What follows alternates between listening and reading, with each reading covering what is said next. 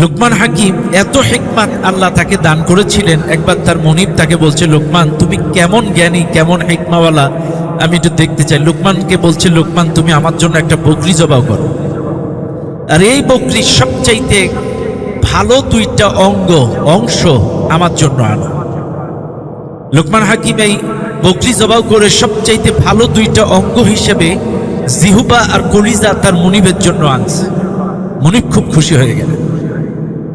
বেশ কিছুদিন যেতে না যেতে তার মুনিব আবার বললেন, আজকে তুমি আর একটা বকরি জবাই করো, আর আজকের এই বকরি জবাই করে এই বকরির সবচাইতে দুইটা খারাপ অঙ্গ আমার জন্য আনো।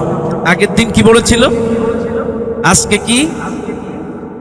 এখন লুকমান হাকিম আজকেও সেম সেই জিহুবা আর কলিজা তার মুনিবের জন্য আনছে। মুনিব তো আসছেন, আরে তুমি কিনা আগের দিন আমার জন্য জিহুবা আর কলিজা আনলে, ভালো তা বললাম বলে, আর আজকে যখন খারাপ অঙ্গ আনতে বললাম একই জিহুবা কলিজা। তখন লুকমান হাকিম বলছে, মনিব, যদি কোনো প্রাণীর জিহুবা আর কলিজা ভালো থাকে, গোটা দেহের মধ্যে এর চাইতে ভালো অঙ্গ আর নাই। আর যদি কোনো প্রাণীর জিহুবা আর কলিজা নষ্ট হয়ে যায়, গোটা দেহের মধ্যে এর চাইতে খারাপ অঙ্গ আর নাই। জিহুবা আর কলিজা যদি ভালো থাকে, এটাই সবচাইতে উৎকৃষ্ট অঙ্গ। আর যদি জিহুবা আর কলিজা নষ্ট হয়ে যায়, এর চাইতে নিকৃষ্ট অঙ্গ গোটা দেহের মধ্যে আর নাই। দেখেন আজকে আপনারা আপনাদের দিক থেকে, আমাদের দিক থেকে বুকে হাত দিয়ে বলেন, দৈনন্দিন কয়টা মিথ্যা কথা বলছি? দৈনন্দিন আমরা কতগুলো মানুষের গীবত করছি, পরনিন্দা পরচর্চা, কতগুলো মানুষকে গালি দিচ্ছি, মিথ্যা কলঙ্ক দিচ্ছি, অপবাদ দিচ্ছি। দৈনন্দিন কতগুলো অহেতুক কথাবার্তা আমরা বলছি, আর কলিজায় হিংসা প্রতিহিংসায় ভরা। আমার ভাই একটা ভালো জামা বানাক, আমার ভাই একটা ভালো গাড়ি চলুক। ওই যে এক সাংবাদিক, বাংলাদেশের সুনামধন্য এক পত্রিকা, গোটা পত্রিকার পেজ জুড়ে বিভিন্ন দেশের জাহান্নামের গর্ত আঁকাইছে। আমেরিকার জাহান্নাম, লন্ডনের জাহান্নাম, সৌদির জাহান্নাম, দুবাইয়ের জাহান্নাম, কাতারের জাহান্নাম, বিভিন্ন দেশের জাহান্নাম, সব দেশের জাহান্নাম। এরকম পত্রিকার গোটা পেজ জুড়ে এরকম গর্ত আকারে, গর্তের মধ্যে আগুন প্রজ্বলিত, এর মধ্যে মানুষ এরকম করে জ্বলতেছে, এরকম একটা প্রতিচ্ছবি সব দেশের নাম লিখে রাখছে জাহান্নামের সাথে সাথে।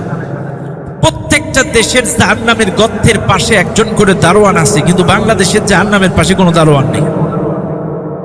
তখন এক সাংবাদিক এসে সম্পাদককে প্রশ্ন করছে, স্যার আপনি সব দেশের জাহান্নামের গর্তের পাশে একজন করে দারোয়ান দিলেন, একটা করে দারোয়ান বল্লভ নিয়ে দাঁড়ায় আছে, কিন্তু বাংলাদেশের জাহান্নামের পাশে কোনো দারোয়ান নেই কেন?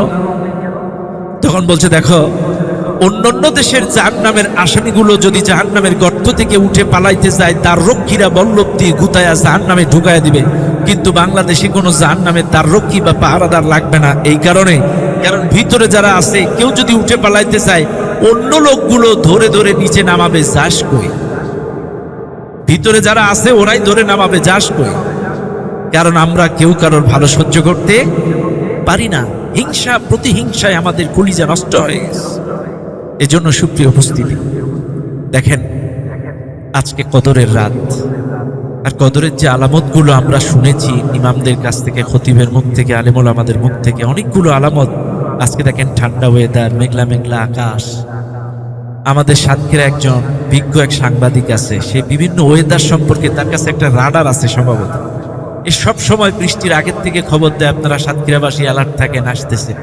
অলরেডি আমাদের সাতক্ষীরায় অ্যালার্ট দিয়ে দিছে যে 4টার থেকে 6টার মধ্যে সাতক্ষীরায় আঘাত আনবে, তার ফেসবুক পোস্টে। আর সে যা পোস্ট করে আর কি মোটামুটি কাছাকাছি যায়। তো এরকম আলহামদুলিল্লাহ আলামত। আজকে কদরের রাত, মান কামা লাইলাতাল কদর ঈমানান ওয়া ইহতিসাবান গুফিরা লাহু মা তাকদ্দামা মিন যামবি। ঈমান সাথে করে, ঈমানের সহিত সওয়াবের আশায় যে ব্যক্তি কদরের রাতে ইবাদত করবে, আল্লাহ তাআলা তার জীবনের পূর্বের সমস্ত গুনাহগুলো মাফ করে দেবে। তো দেখেন, আমাদের তো কারোর গুনাহ নেই নাকি? আছে? আমাদের জীবনে গুনাহ আছে?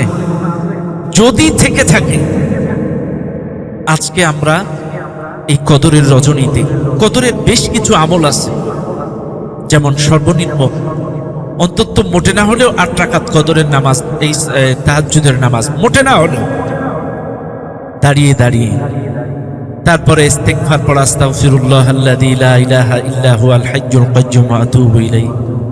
এরপরে আমরা পড়ব লা ইলাহা ইল্লাল্লাহু ওয়াহদাহু লা শারীকা লাহু লাহুল মুলকু ওয়া লাহুল হামদু ওয়া হুয়া আলা কুল্লি শাইইন কাদির। এটা সর্বনিম্ন 100 বার পড়ার চেষ্টা করব। এরপরে সুবহানাল্লাহি ওয়াল হামদুলিল্লাহি ওয়া লা ইলাহা ইল্লাল্লাহু আল্লাহু আকবার, এই তাসবিহটা করার চেষ্টা করব। এরপরে আল্লাহুম্মা ইন্নাকা আফুউন তুহিব্বুল আফওয়া ফা'ফু আন্নি, এটা পড়ার চেষ্টা করব। সূরা ইখলাস আমরা বেশি বেশি তেলাওয়াত করব। সূরা ইখলাস বেশি বেশি করে তেলাওয়াত করব, কারণ যদি কোনো ব্যক্তি 10 বার সূরা ইখলাস তেলাওয়াত করে তার জন্য জান্নাতে একটি প্রাসাদ নির্মাণ করা হয়। এজন্য আমরা চলতে ফিরতে, বিশেষ করে এই রাতে আমরা সূরা ইখলাসটা আমল করব। সাইয়দুল ইস্তিগফার যদি জানা থাকে, যেটাকে ইস্তিগফারের নেতা বলা হয়, যদি আমাদের জানা থাকে এটা আমরা পড়ব। এরপরে আমরা বেশি বেশি করে দুরূদ শরীফ পাঠ করব।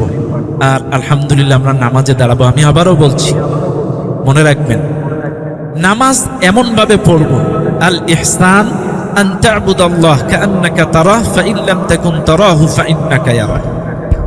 এমন ভাবে ইবাদত করেন আপনি আল্লাহকে দেখতে পাচ্ছেন। এমন ভাবে আপনি দাঁড়াবেন, আল্লাহকে দেখতে পাচ্ছেন যে আমি আল্লাহর সামনে দাঁড়িয়ে আছি, আল্লাহ আমাকে দেখছে, বা আপনি আল্লাহকে দেখছেন। এমন ভাবে দাঁড়াবেন যে আমি আল্লাহকে দেখতে পাচ্ছি, আর আপনি যদি আল্লাহকে দেখতে না পান মনে করবেন আল্লাহ আমাকে দেখতেছে। এমন ভাবে দাঁড়াবেন, খুশুর সাথে দাঁড়াবেন। খুশু কি? খুশু হচ্ছে আপনার অন্তরটা আল্লাহর দিকে থাকবে।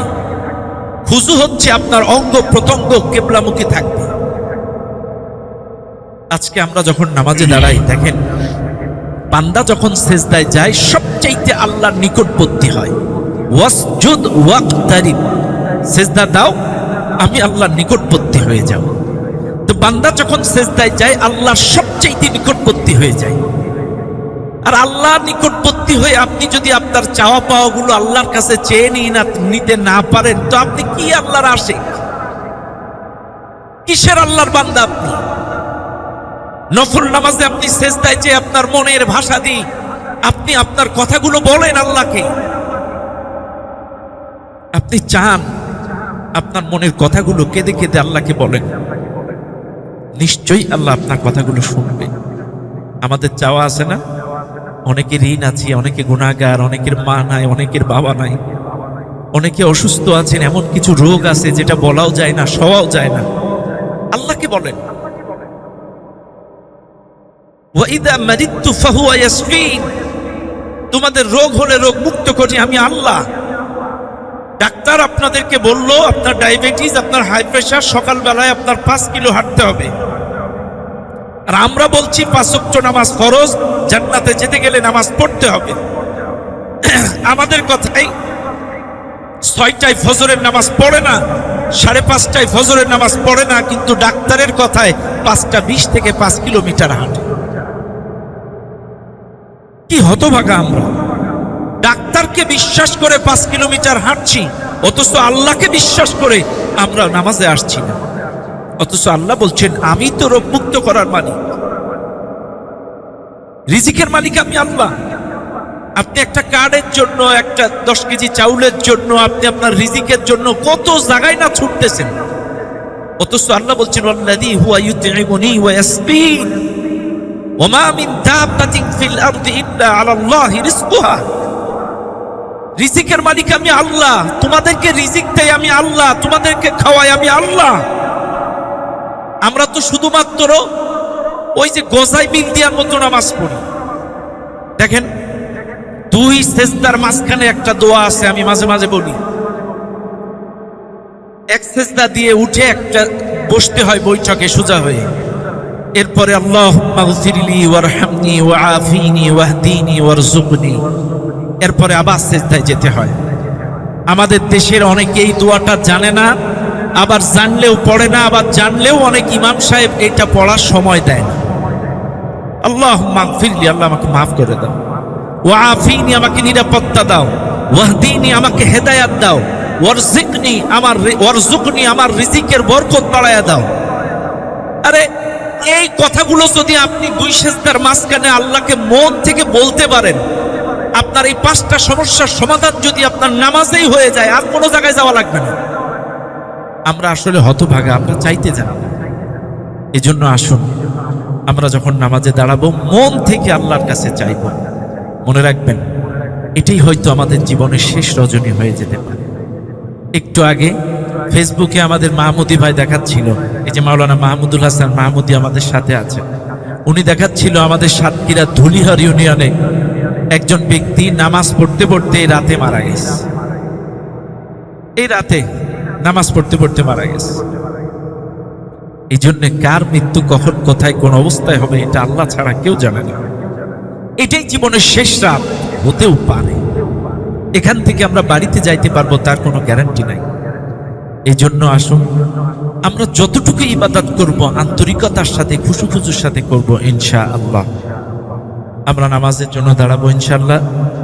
আমরা যারা আছি সবাই আবার বলছি, আন্তরিকতার সাথে খুশুখুজুর সাথে মনোযোগ দিয়ে আমরা নামাজগুলো পড়বো ইনশাআল্লাহ।